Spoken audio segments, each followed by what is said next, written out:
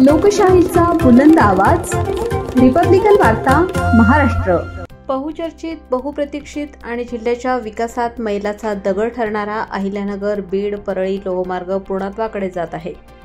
Railway रूळ अंथरणे, station उभारणीसारखी कामे मार्गी लागली असली तरी या मार्गावर इलेक्ट्रिक जोडणीचे काम रखडल्यामुळे जलदगती चाचणी होऊनही रेल्वे बीडमध्ये धावू शकत नाही।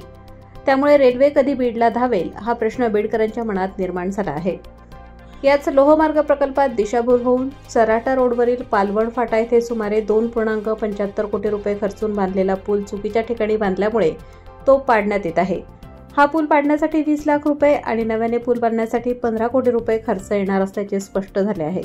हा जनतेच्या पैशांचा उघड अपव्यय असून या संदर्भात सखोल चौकशी करून संबंधित अभियंता आणि कंत्राटदारांकडून 2.17 कोटी रुपयांची नुकसान भरपाई वसूल करून ती शासन खात्यात जमा करण्यात यावी अशी ठाम मागणी करण्यात आली आहे।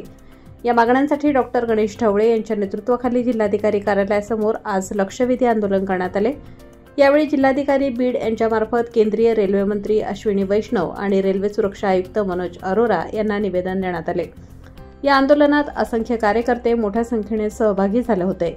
रेल्वे पूल प्रकरणात कारवाई झालीच पाहिजे। रेल्वे पूल प्रकरणात अभियंत्यावर कारवाई झालीच पाहिजे। चुकीचे काम करणाऱ्या कंत्राटदारावर कारवाई झालीच पाहिजे। चुकीचे काम करणाऱ्या अभियंत्यावर कारवाई झालीच पाहिजे। सदोष रेल्वे पूल प्रकरणात कारवाई झालीच पाहिजे। चुकीचे काम करणाऱ्या अभियंत्यावर कारवाई झालीच पाहिजे। चुकीचे काम करणाऱ्या कंत्राटदारावर कारवाई झालीच पाहिजे। कंत्राटदार अभियंत्याकडून नुकसान भरपाई कंत्राटदार अभियंत्याकडून नुकसान भरपाई झालीच पाहिजे। सदोष रेल्वे पूल प्रकरणात कारवाई झालीच पाहिजे। काम करणाऱ्या अभियंत्यावर कारवाई झालीच पाहिजे। चुकीचे काम करणाऱ्या कंत्राटदारावर कारवाई झालीच पाहिजे। जनतेच्या पैशाचा अपव्यय करणाऱ्या अधिकाऱ्यावर कारवाई झालीच पाहिजे। चुकीचे काम करणाऱ्या अधिकाऱ्यावर कारवाई झालीच पाहिजे। रिपब्लिकन वार्तासाठी बीड जिल्हा प्रतिनिधी Babasaheb Manere, Beed. Subscribe now and press the bell icon.